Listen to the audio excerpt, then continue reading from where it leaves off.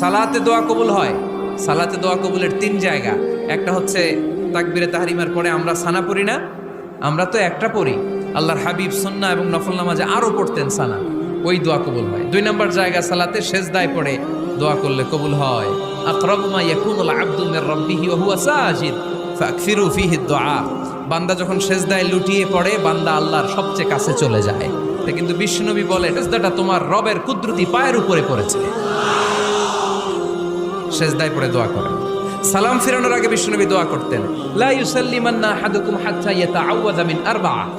আল্লাহর হাবিব বললেন, 4 জিনিস থেকে পানাহানা আছে, আমার কোন উম্মত যেন সালাম না ফিরায়। তারা যেন পড়ে, আল্লাহুম্মা ইন্নী আউযু বিকা মিন আযাবিল কবর, আউযু বিকা মিন আযাবি জাহান্নাম, আউযু বিকা মিন ফিতনাতিল মাহইয়া ওয়াল মামাত, আউযু বিকা মিন ফিতনাতিল মাসিহিদ দাজ্জাল। আল্লাহ কবরের আযাব থেকে বাঁচাও, আল্লাহ জাহান্নামের আগুন থেকে বাঁচাও, আল্লাহ জীবন